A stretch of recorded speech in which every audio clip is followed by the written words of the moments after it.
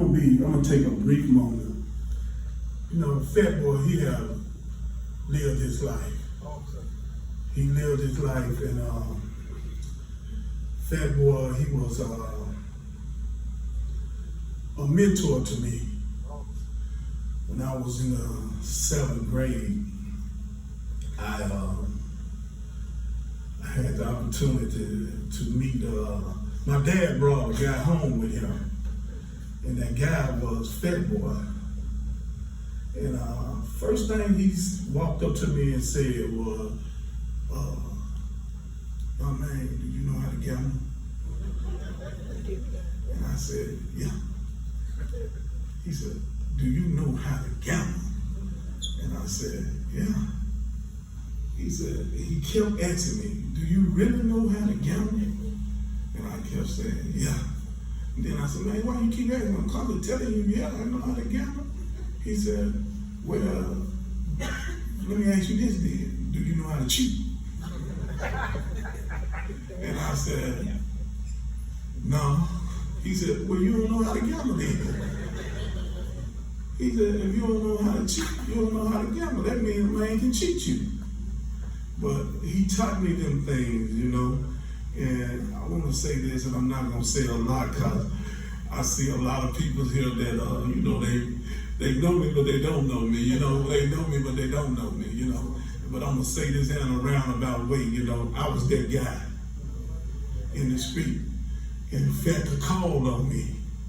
And he taught me, you know, he taught me how to hustle, but I had another thing going on that I did too, a few other things that I did in the street, and that I was known for, and John Boy and them, all of them, they schooled me, you know, and but I was a little rougher than that.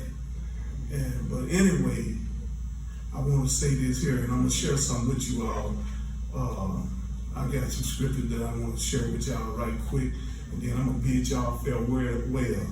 But FatBoy also was a protector of me. He protected me.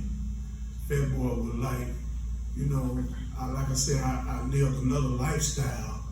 And FatBoy had one time came out to the country to see me, and he brought one of them guys that lived that same lifestyle that I lived, but he didn't know me and him know each other. So he took him up to our place on the hill where our club at, and told him to stay right here. And he walked down to my house, not for this guy to know where I stayed at. Didn't know that I know the guy. And the guy know where he was, so the guy found me and Fat in there talking, and the guy walked to the door, knocked on the door, and Fat went off. Man. And then I said, "No, let me, I know this is my boy." And some of y'all probably know y'all bro. It was y'all bro.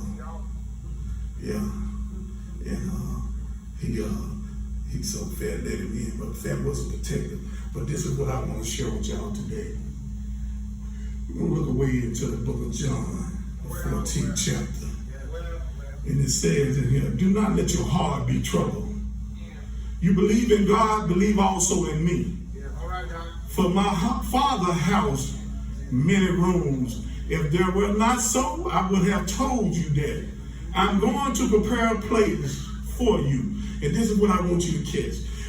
Jesus said, "I'm going to prepare a place for you.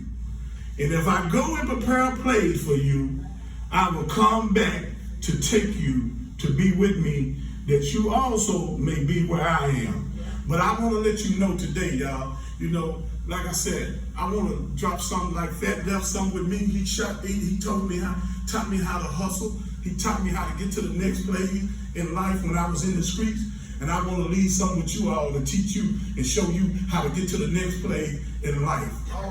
Because there's another place. There's life out there, all the things I've done out there, it was all in vain. It amount to nothing. But I want to share something with you today. If God said that he's going to prepare a place, but let me tell you this, everybody's not going to that place. Everybody's not going there. You're not going any old how. I know a lot of people like to say any old how, but now God said for a prepared people. He said, "I'm going to prepare a place for prepared people." And I listen, listen, this is my family right here. This is my family. Because look, I'm telling you now, I go all the way with Ed, Bobo, all of us, you know, Jim Danny. Hey, you know, hey, look at him. See, we go, hey, I go all the way back. All the way back. So I wouldn't be right if I didn't tell you that we got to get our life right, y'all. You can't go any old way. We got to lay down some of the things that we have done, some of the old things. And that's what I had to do. God changed me. And when he changed me, he really changed me. He didn't change me halfway.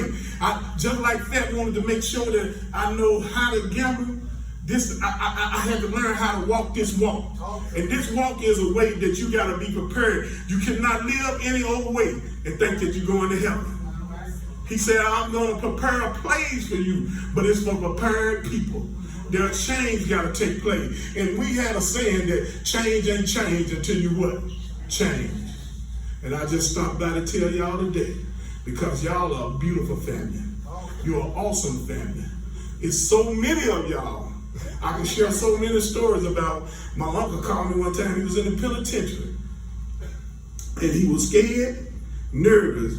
And he told him what his name was, and Dayton Beasley stepped up and Willie Mack saw and said, hey, look at here. Hey, ain't nobody gonna mess with you. You good, bro.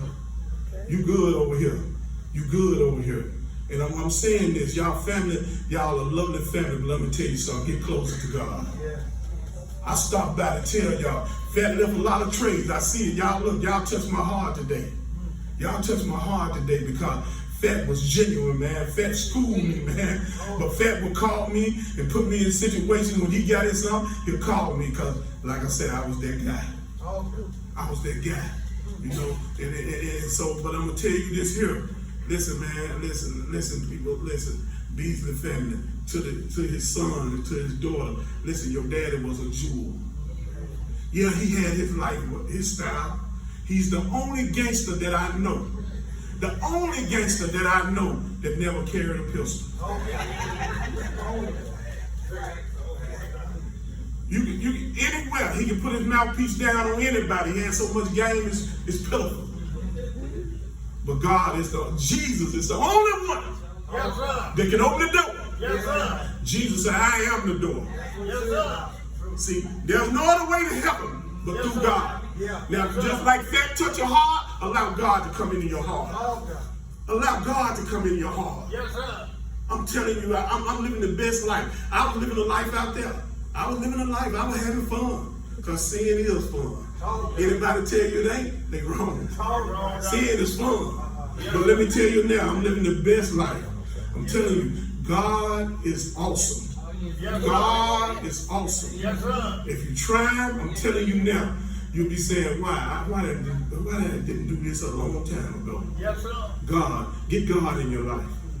If you don't do nothing else, if you don't hear nothing else, get God in your life.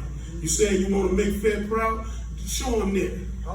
Show him that. Just like that young man, he told him, you ain't like that. You ain't like that. You ain't like that. No. I don't want to see you in the street. And there's a lot of us. Don't try to be an imitator and you're not that. You got to be able to weigh up to that. You got to be able to weigh up to that lifestyle. God is the way. He's the door. He's the only door. Jesus is the only door. And we're not going anyway. I don't care what nobody said. We're not going any old way. That door won't open for him if you're not prepared. You got to get your life right. It's time to get your life right. Y'all take that. Take that from one of Fat's mentors. I love y'all. Love you more.